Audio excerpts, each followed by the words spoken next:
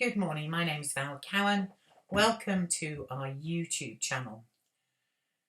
Today we start Holy Week. What a strange week it's going to be for all of us. Normally during this week, groups of Christians meet together to retell the story of Jesus' journey from Palm Sunday to the cross on Good Friday. But we can't do that this week because we're all in isolation.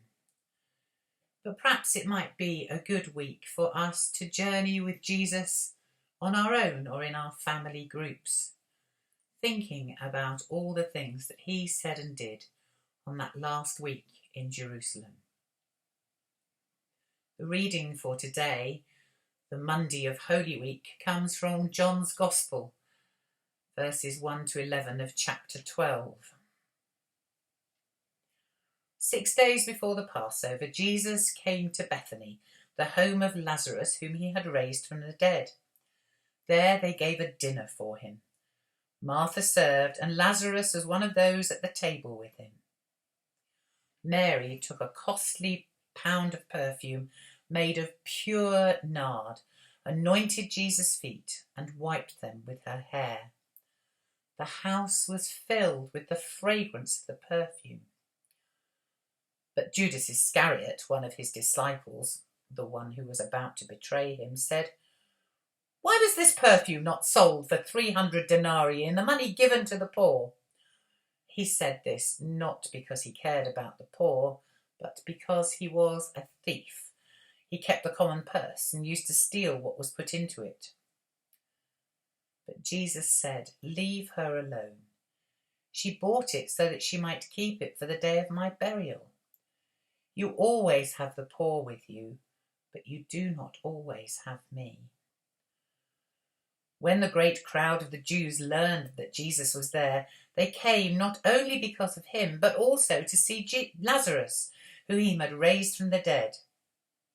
So the chief priests planned to put Lazarus to death as well, since it was on account of him that many of the Jews were deserting and were believing in Jesus.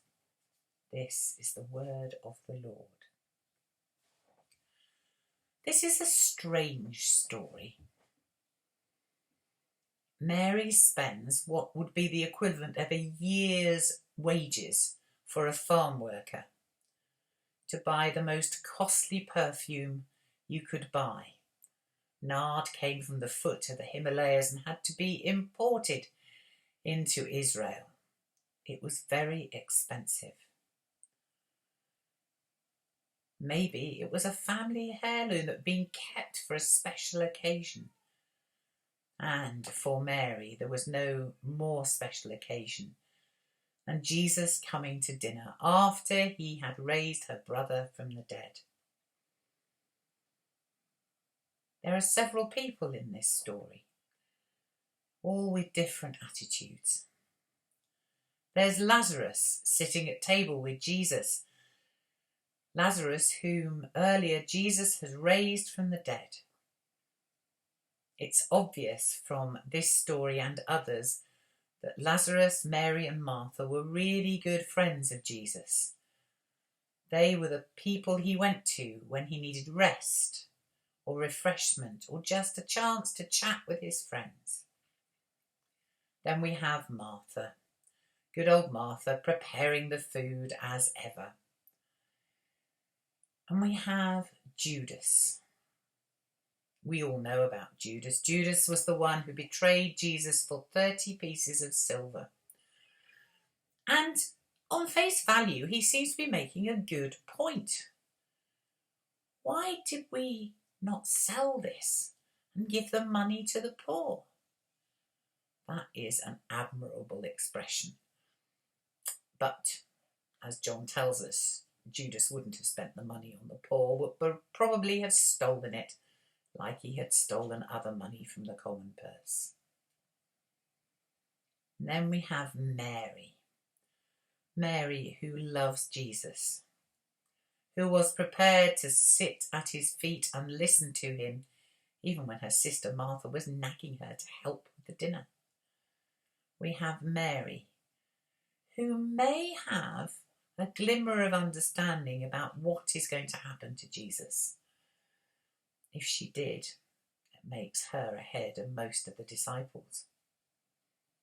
But Mary gives everything she has, this costly jar of perfume, and she pours it on Jesus' feet and wipes it away with her hair. Mary gives herself completely to Jesus. This is all I have. Take it. And Jesus says in response to Judas, "You've no idea what this woman has done. The poor are with us always, but I won't be here forever." Jesus saw something in Mary that we quite often miss. He saw in Mary her total devotion to him and his Father's kingdom. This was her way of showing that she would give everything to Jesus. So how does that work for us today and during these strange times? Perhaps in this week when we can't go out, where we shouldn't go out, where we must stay safe, perhaps there's a time to ask us the question, am I completely yours, Lord? Does everything I do belong to you? Or do I have areas hidden that I don't want to share with you? Yes, we all need to help our friends and neighbours at this time if we can. We need to keep in touch with people, do their shopping, collect their prescriptions. But we really need to, during this Holy Week, keep in touch with Jesus. I would ask you then to spend some time each day during Holy Week, just spending time with God. Some of us can't do it in silence. Some of us can. If you find silence difficult, put on some nice music and just be still and say, God, take me. Teach me what I can do for you. So let us pray.